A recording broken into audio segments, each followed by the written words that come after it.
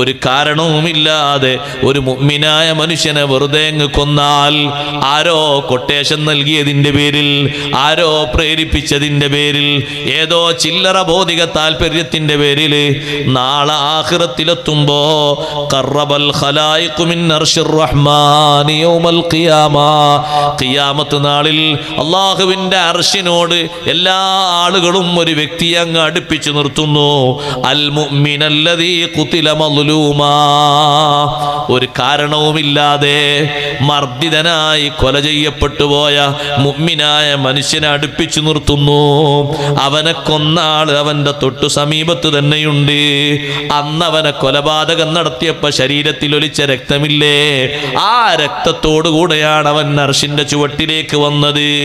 റബ്ബിനോട് പറയുന്നു, റബ്ബീ സൽഹാദാ ലിമ ഖതലനീ, എന്നെ കൊന്ന ഈ മനുഷ്യനോട് നീ ഒന്ന് ചോദിക്കണേ അല്ലാ, എന്തിനാണ് എന്നെ കൊന്നത് എന്ന് ചോദിക്കണം.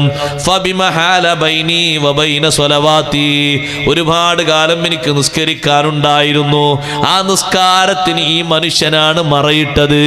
ഹജ്ജിന് പോകാനുണ്ടായിരുന്നു, തടസ്സം ഇയാൾ കൊന്നതാണ്.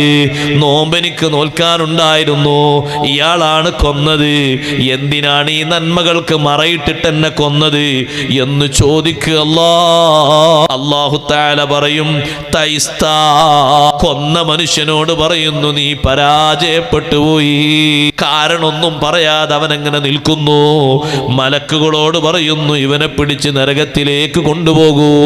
വിദ്വേഷത്തിന്റെ പേരിൽ, ദേശത്തിന്റെ പേരിലല്ലേ കൊലപാതകങ്ങൾ അധികവും നടക്കുന്നത്, സമ്പത്തിന്റെ പേരിലും നടക്കുന്നുണ്ട്. പക്ഷേ ഒരു മുഅ്മിനായ മനുഷ്യനെ കൊല്ലുന്നത് സഹോദരങ്ങളെ, അതിന് ആരെല്ലാം ആക്കം കൂട്ടുന്നുണ്ടോ, ഏതെല്ലാം ആളുകൾ ആ വിഷയത്തിന് ആക്കം കൂട്ടുന്നുണ്ടോ, അവർക്ക് കടുത്ത ശിക്ഷയാണ് അല്ലാഹു സുബ്ഹാനഹു വ തആല നൽകുന്നത്.